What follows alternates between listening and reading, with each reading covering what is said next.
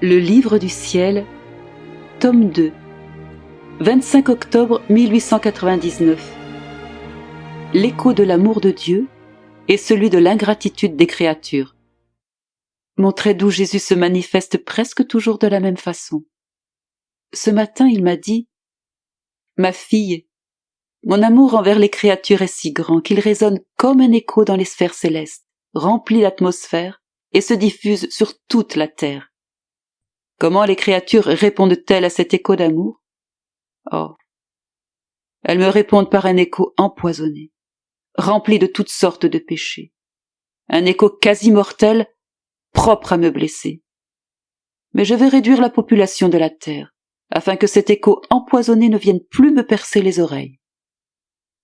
Je lui dis « Ah, que dis-tu, Seigneur ?» Il reprit « J'agis comme un médecin compatissant qui emploie des remèdes radicaux pour soigner ses enfants couverts de plaies. Que fait ce père médecin qui aime ses enfants plus que sa propre vie? Laissera-t-il ses plaies devenir gangréneuses?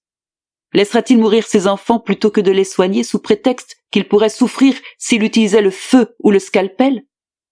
Jamais. Même si pour lui c'est comme s'il appliquait ses traitements sur son propre corps. Il n'hésite pas à couper et à ouvrir les chairs, puis à y appliquer le contrepoison ou le feu, afin d'empêcher qu'elles s'infectent davantage.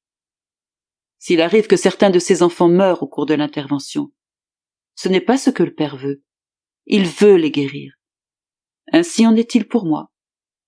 Je blesse mes enfants afin de les guérir. Je les détruis afin de les ressusciter. Si un grand nombre d'entre eux se perdent, là n'est pas ma volonté. C'est la conséquence de leur méchanceté et de leur volonté obstinée. C'est à cause de cet écho empoisonné qu'ils répandent jusqu'à ce qu'ils finissent par s'autodétruire. Je repris. Dis-moi, mon unique bien, comment puis-je adoucir pour toi cet écho empoisonné qui t'afflige tant? Il répondit. La seule façon, c'est d'accomplir tes actions uniquement dans le but de me plaire. Que tous tes sens et tes forces soient uniquement appliqués à m'aimer et à me glorifier. Que chacune de tes pensées, de tes paroles, etc., soit remplie d'amour pour moi. Ainsi ton écho s'élèvera jusqu'à mon trône et sera une douce musique pour mon oreille.